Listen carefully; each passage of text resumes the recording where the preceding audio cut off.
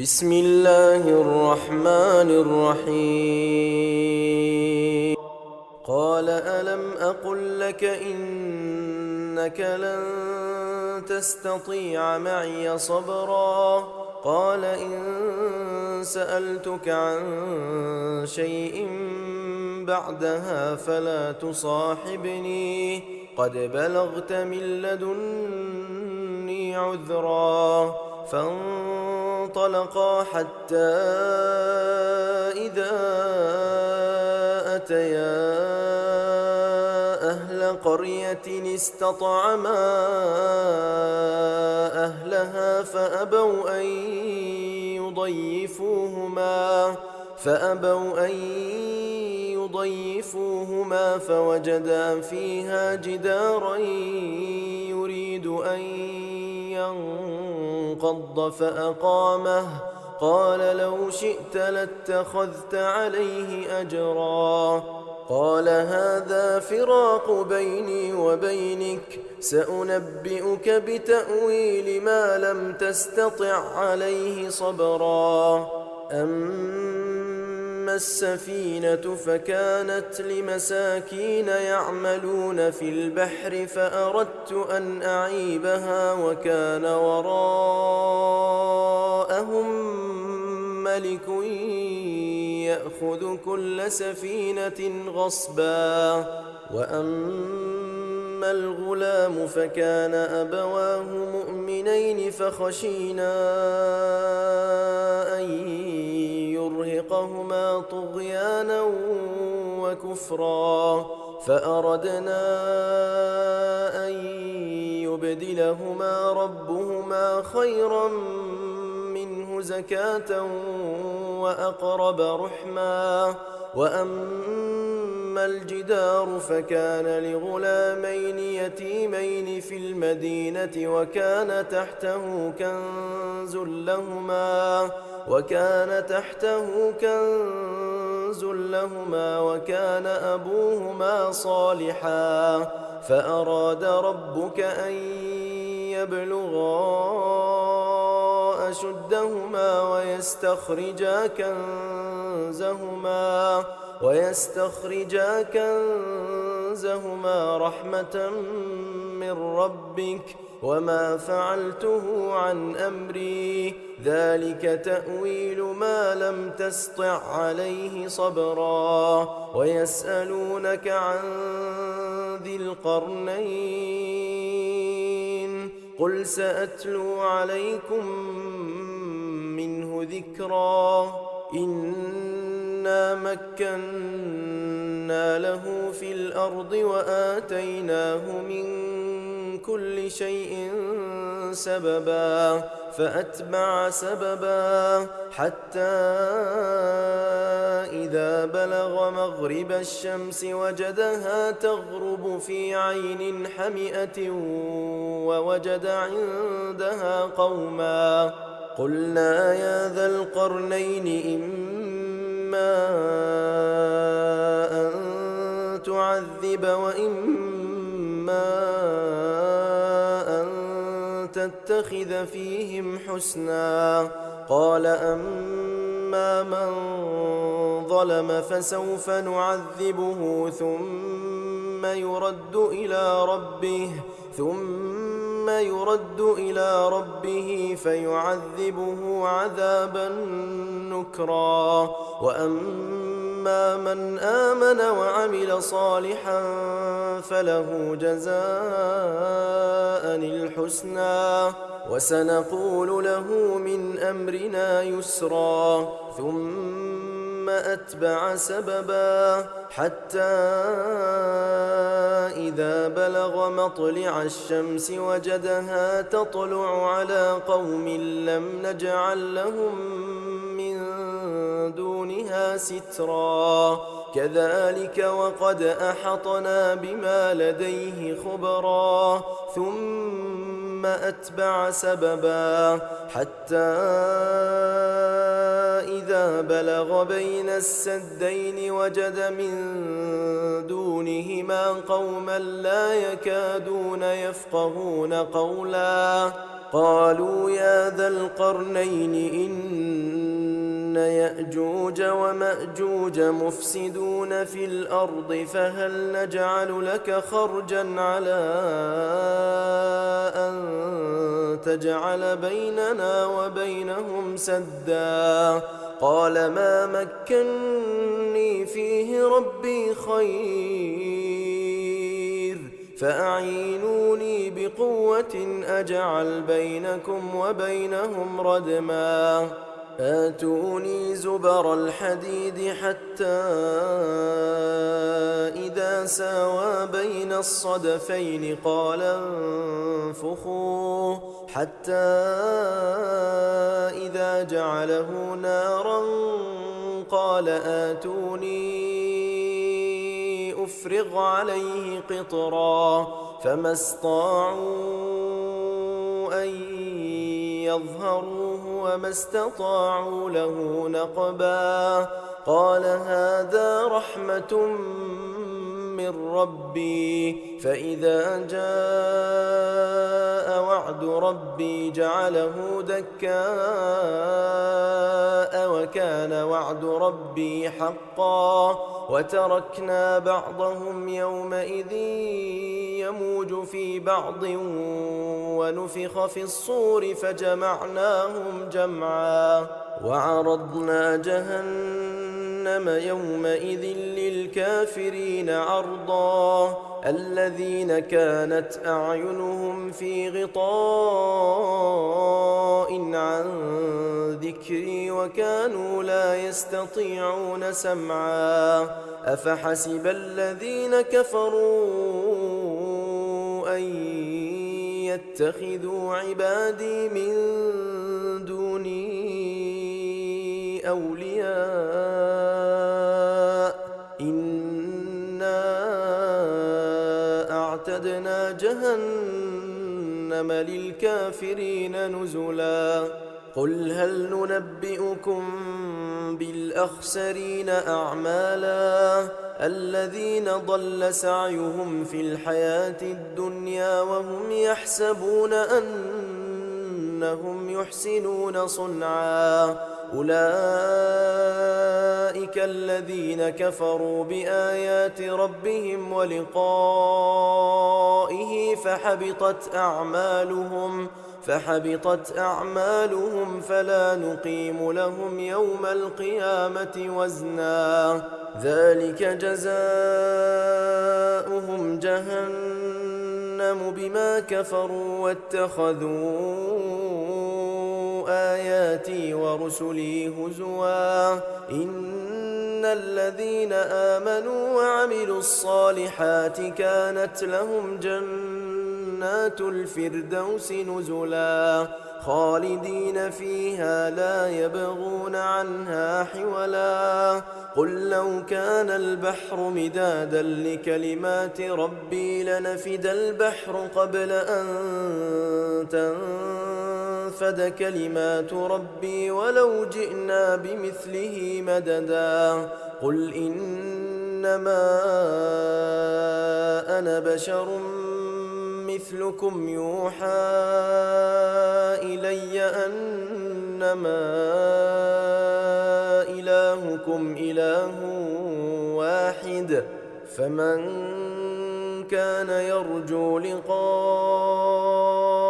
ربه فليعمل عملا صالحا ولا يشرك بعبادة ربه أحدا بسم الله الرحمن الرحيم كافها يا عين صاد ذكر رحمة ربك عبده زكريا إذ نادى ربه نداء خفيا قال رب إني وهن العظم مني واشتعل الرأس شيبا ولم أكن بدعائك رب شقيا وإني خفت الموالي من ورائي وكانت امرأتي عاقرا فهب لي من لدنك وليا يرثني ويرث من آل يعقوب واجعله رب رضيا يا زكريا إنا نبشرك بغلام اسمه يحيى لم نجعل له من قبل سميا قال رب أنى يكون لي غلام وكانت امرأتي عاقرا وقد بلغت من الكبر عتيا قال كذلك قال ربك هو علي هين وقد خلقتك من قبل ولم تك شيئا قال رب اجعل لي آية قال آيتك ألا تكلم الناس 3 ليال سويا فخرج على قومه من المحراب فأوحى إليهم أن سبحوا بكرة وعشيا يا يحيى خذ الكتاب بقوة وآتيناه الحكم صبيا وحنانا من لدنا وزكاة وكان تقيا وبرا بوالديه ولم يكن جبارا عصيا وسلام عليه يوم ولد ويوم يموت ويوم يبعث حيا واذكر في الكتاب مريم إذ انتبذت من أهلها مكانا شرقيا فاتخذت من دونهم حجابا فأرسلنا إليها روحنا فتمثل لها بشرا سويا قالت إني أعوذ بالرحمن منك إن كنت تقيا قال إنما أنا رسول ربك لأهب لك غلاما زكيا قالت أنى يكون لي غلام ولم يمسسني بشر ولم أك بغيا قال كذلك قال ربك هو علي هين ولنجعله آية للناس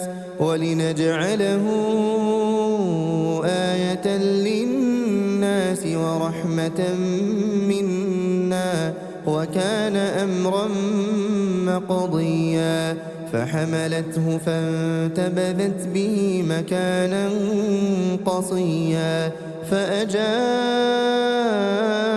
المخاض إلى جذع النخلة قالت يا ليتني مت قبل هذا وكنت نسيا منسيا فناداها من تحتها ألا تحزني قد جعل ربك تحتك سريا وهزي إليك بجذع النخلة تساقط عليك رطبا جنيا فكلي واشربي وقري عينا فإما ترين من البشر أحدا فقولي إني نذرت للرحمن صوما فلن أكلم اليوم إنسيا فأتت به قومها تحمله قالوا يا مريم لقد جئت شيئا فريا يا أخت هارون ما كان أبوك امرأ سوء وما كانت أمك بغيا فأشارت إليه قالوا كيف نكلم من كان في المهد صبيا قال إني عبد الله آتاني الكتاب الكتاب وجعلني نبيا وجعلني مباركا أينما كنت وأوصاني بالصلاة والزكاة ما دمت حيا وبرا بوالدتي ولم يجعلني جبارا شقيا والسلام علي يوم ولدت ويوم أموت ويوم أبعث حيا ذلك عيسى بن مريم قول الحق الذي فيه يمترون ما كان لله أن يتخذ من ولد سبحانه إذا قضى أمرا فإنما يقول له كن فيكون وإن الله ربي وربكم فاعبدوه هذا صراط مستقيم فاختلف الأحزاب من بينهم فويل للذين كفروا من مشهد يوم عظيم أسمع بهم وأبصر يوم يأتوننا لكن الظالمون اليوم في ضلال مبين وأنذرهم يوم الحسرة إذ قضي الأمر وهم في غفلة وهم لا يؤمنون إنا نحن نرث الأرض ومن عليها وإلينا يرجعون واذكر في الكتاب إبراهيم إنه كان صديقا نبيا إذ قال لأبيه يا أبت لم تعبد ما لا يسمع ولا يبصر ولا يغني عنك شيئا يا أبت إني قد جاءني من العلم ما لم يأتك فاتبعني أهدك صراطا سويا يا أبت لا تعبد الشيطان إن الشيطان كان للرحمن عصيا يا أبت إني أخاف أن يمسك عذاب من الرحمن فتكون للشيطان وليا قال أراغب أنت عن آلهتي يا إبراهيم لئن لم تنته لأرجمنك واهجرني مليا قال سلام عليك سأستغفر لك ربي إنه كان بي حفيا وأعتزلكم وما تدعون من دون الله وأدعو ربي عسى ألا أكون بدعاء ربي شقيا فلما اعتزلهم وما يعبدون من دون الله وهبنا له إسحاق ويعقوب وكلا جعلنا نبيا ووهبنا لهم من رحمتنا وجعلنا لهم لسان صدق عليا واذكر في الكتاب موسى إنه كان مخلصا وكان رسولا نبيا وناديناه من جانب الطور الأيمن وقربناه نجيا ووهبنا له من رحمتنا أخاه هارون نبيا واذكر في الكتاب إسماعيل إنه كان صادق الوعد وكان رسولا نبيا وكان يأمر أهله بالصلاة والزكاة وكان عند ربه مرضيا واذكر في الكتاب إدريس إنه كان صديقا نبيا ورفعناه مكانا عليا أولئك الذين أنعم الله عليهم من النبيين من ذرية آدم وممن حملنا مع نوح ومن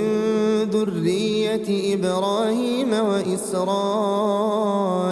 وممن هدينا واجتبينا إذا تتلى عليهم آيات الرحمن خروا سجدا وبكيا فخلف من بعدهم خلف أضاعوا الصلاة واتبعوا الشهوات فسوف يلقون غيا إلا من تاب وآمن وعمل صالحا فأولئك يدخلون الجنة ولا يظلمون شيئا جنات عدن التي وعد الرحمن عباده بالغيب إنه كان وعده مأتيا لا يسمعون فيها لغوا إلا سلاما ولهم رزقهم فيها بكرة وعشيا تلك الجنة التي نورث من عبادنا من كان تقيا وما نتنزل إلا بأمر ربك له ما بين أيدينا وما خلفنا وما بين ذلك وما كان ربك نسيا رب السماوات والأرض وما بينهما فاعبده واصطبر لعبادته هل تعلم له سميا ويقول الإنسان أإذا ما مت لسوف أخرج حيا أولا يذكر الإنسان أنا خلقناه من قبل ولم يك شيئا فوربك لنحشرنهم والشياطين ثم لنحضرنهم حول جهنم جثيا ثم لننزعن من كل شيعة أيهم أشد على الرحمن عتيا ثم لنحن أعلم بالذين هم أولى بها صليا وإن منكم إلا واردها كان على ربك حتما مقضيا ثم ننجي الذين اتقوا ونذر الظالمين فيها جثيا وإذا تتلى عليهم آياتنا بينات قال الذين كفروا للذين آمنوا أي الفريقين خير مقاما وأحسن نديا وكم أهلكنا قبلهم من قرن هم أحسن أثاثا ورئيا قل من كان في الضلالة فليمدد له الرحمن مدا حتى إذا رأوا ما يوعدون إما العذاب وإما الساعة فسيعلمون من هو شر مكانا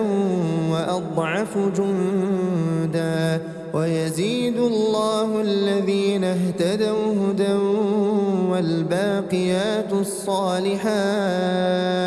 والباقيات الصالحات خير عند ربك ثوابا وخير مردا أفرأيت الذي كفر بآياتنا وقال لأوتين مالا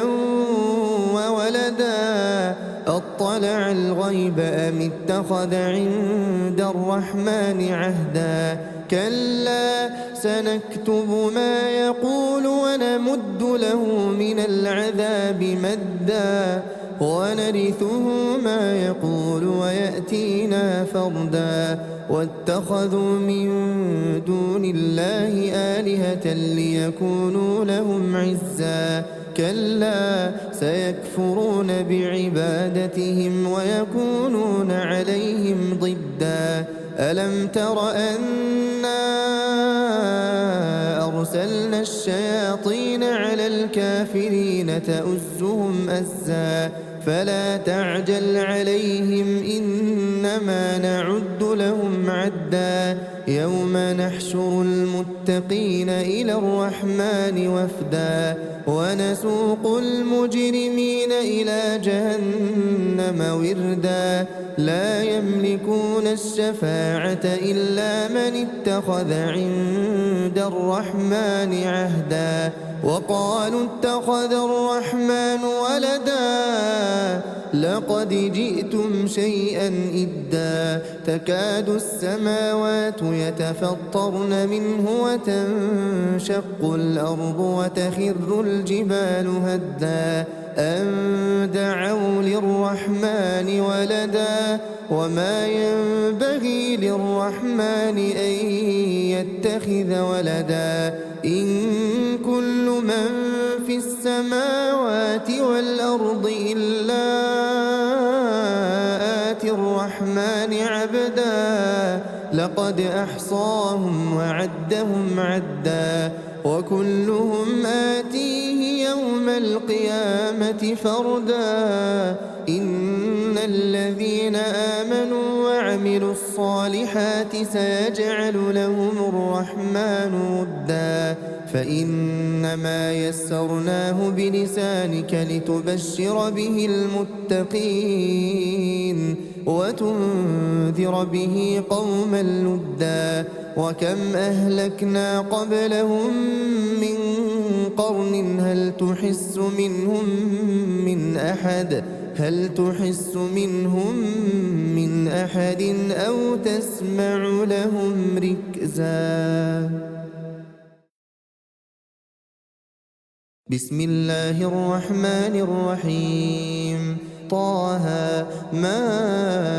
أنزلنا عليك القرآن لتشقى إلا تذكرة لمن يخشى تنزيلا ممن خلق الأرض والسماوات العلا الرحمن على العرش استوى له ما في السماوات وما في الأرض وما بينهما وما تحت الثرى وإن تجهر بالقول فإنه يعلم السر وأخفى الله لا إله إلا هو له الأسماء الحسنى وهل أتاك حديث موسى إذ رأى نارا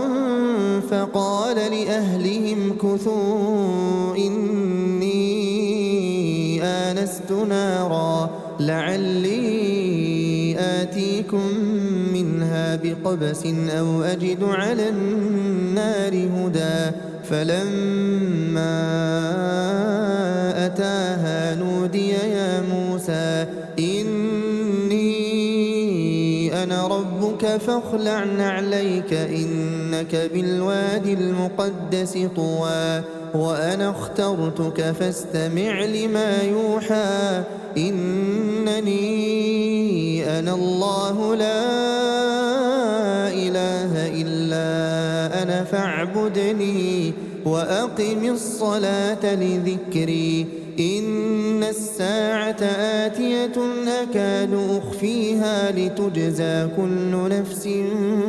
بما تسعى فلا يصدنك عنها من لا يؤمن بها واتبع هواه فتردى وما تلك بيمينك يا موسى قال هي عصاي أتوكأ عليها وأهش بها على غنمي ولي فيها مآرب أخرى قال ألقها يا موسى فألقاها فإذا هي حية تسعى قال خذها ولا تخف سنعيدها سيرتها الأولى واضمم يدك إلى جناحك تخرج بيضاء من غير سوء آية أخرى لنريك من آياتنا الكبرى اذهب إلى فرعون إنه طغى قال رب اشرح لي صدري ويسر لي أمري واحلل عقدة من لساني يفقه قولي واجعل لي وزيرا من أهلي هارون أخي أشدد به أزري وأشركه في أمري كي نسبحك كثيرا ونذكرك كثيرا إنك كنت بنا بصيرا قال قد أوتيت سؤلك يا موسى ولقد مننا عليك مرة أخرى إذ أوحينا إلى أمك ما يوحى أن اقذفيه في التابوت فاقذفيه في اليم فليلقه اليم بالساحل يأخذه عدو لي وعدو له وألقيت عليك محبة مني ولتصنع على عيني إذ تمشي أختك فتقول هل أدلكم على من يكفله فرجعناك إلى أمك كي تقر عينها ولا تحزن وقتلت نفسا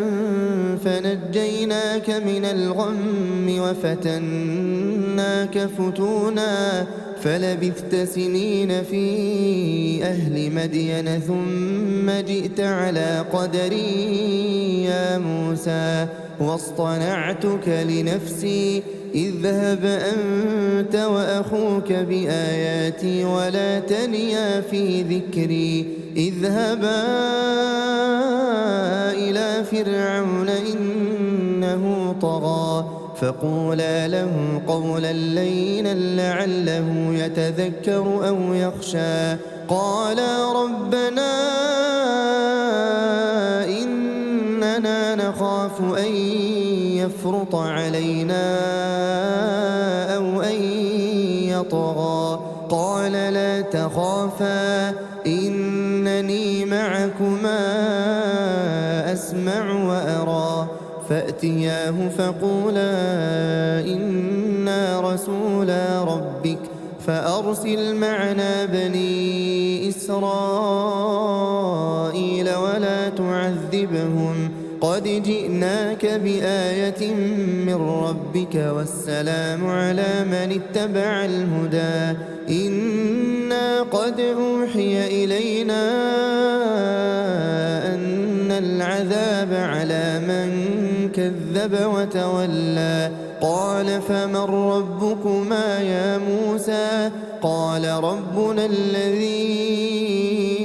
أعطى كل شيء خلقه ثم هدى قال فما بال القرون الأولى قال علمها عند ربي في كتاب لا يضل ربي ولا ينسى الذي جعل لكم الأرض مهدا وسلك لكم فيها سبلا وأنزل من السماء ماء فأخرجنا به أزواجا من نبات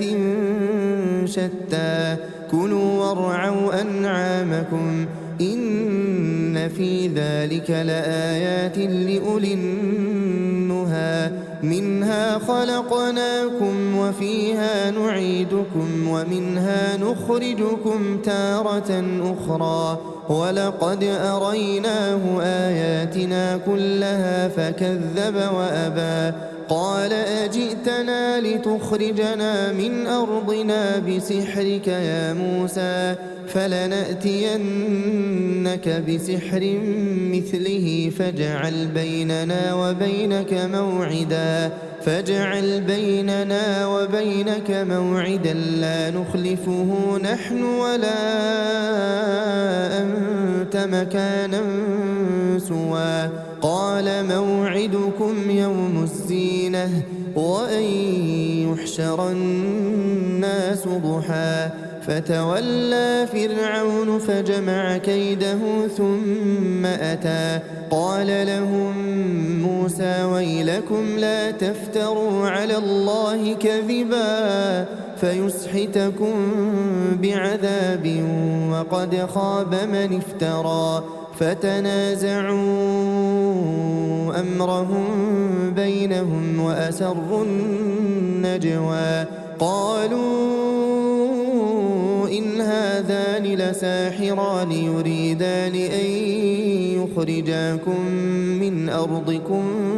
بسحرهما ويذهبا بطريقتكم المثلى فأجمعوا كيدكم ثم أتوا صفا وقد أفلح اليوم من استعلى قالوا يا موسى إما أن تلقي وإما أن نكون أول من ألقى قال بل ألقوا فإذا حبالهم وعصيهم يخيل إليه من سحرهم أنها تسعى فأوجس في نفسه خيفة موسى قلنا لا تخف إنك أنت الأعلى وألق ما في يمينك تلقف ما صنعوا إنما صنعوا كيد ساحر ولا يفلح الساحر حيث أتى فألقي السحرة سجدا قالوا آمنا برب هارون وموسى قال آمنتم له قبل أن آذن لكم إنه لكبيركم الذي علمكم السحر فلأقطعن أيديكم وأرجلكم من خلاف ولأصلبنكم في جذوع النخل ولتعلمن أينا أشد عذابا وأبقى قالوا لن نؤثرك على ما جاءنا من البينات والذي فطرنا فاقض ما أنت قاض إنما تقضي هذه الحياة الدنيا إنا آمنا بربنا ليغفر لنا خطايانا وما أكرهتنا عليه من السحر والله خير وأبقى إنه من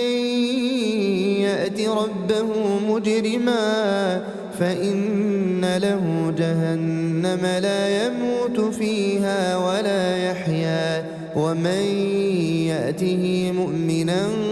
قد عمل الصالحات فأولئك لهم الدرجات العلا جنات عدن تجري من تحتها الأنهار خالدين فيها وذلك جزاء من تزكى ولقد أوحينا إلى موسى أن أسر بعبادي فاضرب لهم طريقا في البحر يبسا لا تخاف دركا ولا تخشى فأتبعهم فرعون بجنوده فغشيهم من اليم ما غشيهم وأضل فرعون قومه وما هدى يا بني إسرائيل قد أنجيناكم من عدوكم وواعدناكم جانب الطور الأيمن ونزلنا عليكم المن والسلوى كلوا من طيبات ما رزقناكم ولا تطغوا فيه فيحل عليكم غضبي ومن يحلل عليه غضبي فقد هوى وإني لغفار لمن تاب وآمن وعمل صالحا ثم اهتدى وما أعجلك عن قومك يا موسى قال هم أولئك على أثري وعجلت إليك رب لترضى قال فإنا قد فتنا قومك من بعدك وأضلهم السامري فرجع موسى إلى قومه غضبان أسفا قال يا قوم ألم يعدكم ربكم وعدا حسنا أفطال عليكم العهد أم أردتم أن يحل عليكم غضب من ربكم فأخلفتم موعدي قالوا ما أخلفنا موعدك بملكنا ولكننا حملنا أوزارا من زينة القوم فقذفناها فكذلك ألقى السامري فأخرج لهم عجلا جسدا له خوار فقالوا هذا إلهكم وإله موسى فنسي أفلا يرون ألا يرجع إليهم قولا ولا يملك لهم ضرا ولا نفعا ولقد قال لهم هارون من قبل يا قوم إنما فتنتم به وإن ربكم الرحمن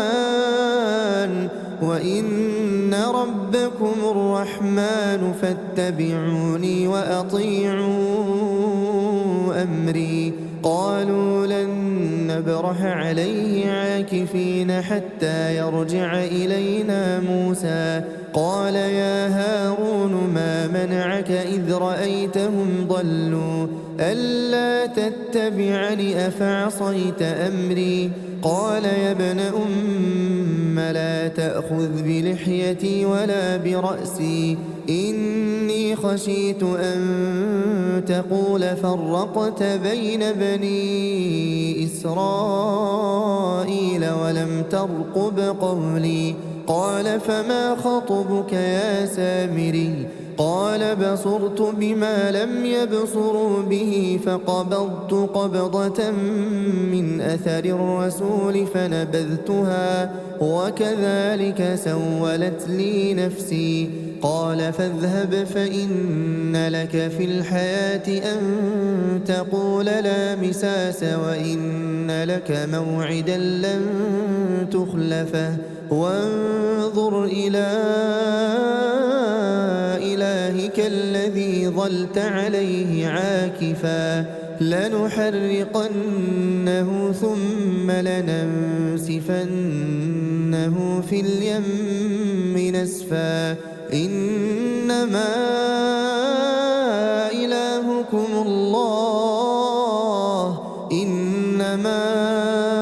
إلهكم الله الذي لا إله إلا هو وسع كل شيء علما كذلك نقص عليك من أنباء ما قد سبق وقد آتيناك من لدنا ذكرا من أعرض عنه فإنه يحمل يوم القيامة وزرا خالدين فيه وساء لهم يوم القيامة حملا يوم ينفخ في الصور ونحشر المجرمين يومئذ زرقا يتخافتون بينهم إن لبثتم إلا عشرا نحن أعلم بما يقولون إذ يقول أمثلهم طريقة إن لبثتم إلا يوما ويسألونك عن الجبال فقل ينسفها ربي نسفا فيذرها قاعا صفصفا لا ترى فيها عوجا ولا أمتا يومئذ يتبعون الداعي لا عوج له وخشعت الأصوات للرحمن فلا تسمع إلا همسا يومئذ لا تنفع الشفاعة إلا من أذن له الرحمن ورضي له قولا يعلم ما بين أيديهم وما خلفهم ولا يحيطون به علما وعنت الوجوه للحي القيوم وقد خاب من حمل ظلما ومن يعمل من الصالحات وهو مؤمن فلا يخاف ظلما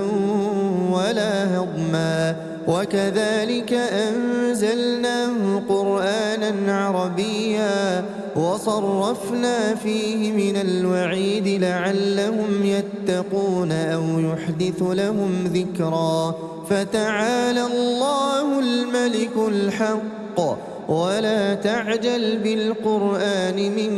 قبل أن يقضى إليك وحيه وقل رب زدني علما ولقد عهدنا إلى آدم من قبل فنسي ولم نجد له عزما وإذ قلنا للملائكة اسجدوا لآدم فسجدوا إلا إبليس أبى فقلنا يا آدم إن هذا عدو لك ولزوجك فلا يخرجنكما من الجنة فتشقى إن لك ألا تجوع فيها ولا تعرى وأنك لا تظمأ فيها ولا تضحى فوسوس إليه الشيطان قال يا آدم هل أدلك على شجرة الخلد وملك لا يبلى فأكلا منها فبدت لهما سوآتهما وطفقا يخصفان عليهما من ورق الجنة وعصى آدم ربه فغوى ثم اجتباه ربه فتاب عليه وهدى قال اهبطا منها جميعا بعضكم لبعض عدو فإما يأتينكم مني هدى فمن اتبع هداي فلا يضل ولا يشقى ومن أعرض عن ذكري فإن له معيشة ضنكا ونحشره يوم القيامة أعمى قال رب لم حشرتني أعمى وقد كنت بصيرا قال كذلك أتتك آياتنا فنسيتها وكذلك اليوم تنسى وكذلك نجزي من أسرف ولم يؤمن بآيات ربه ولعذاب الآخرة أشد وأبقى أفلم يهد لهم كم أهلكنا قبلهم من القرون يمشون في مساكنهم إن في ذلك لآيات لأولي النهى ولولا كلمة سبقت من ربك لكان لزاما وأجل مسمى فاصبر على ما يقولون وسبح بحمد ربك قبل طلوع الشمس وقبل غروبها ومن آناء الليل فسبح وأطراف النهار لعلك ترضى ولا تمدن عينيك إلى ما متعنا به أزواجا منهم زهرة الحياة الدنيا لنفتنهم فيه ورزق ربك خير وأبقى وأمر أهلك بالصلاة واصطبر عليها لا نسألك رزقا نحن نرزقك والعاقبة للتقوى وقالوا لولا يأتينا بآية من ربه أولم تأتهم بينة ما في الصحف الأولى ولو أنا أهلكناهم بعذاب من قبله لقالوا ربنا لولا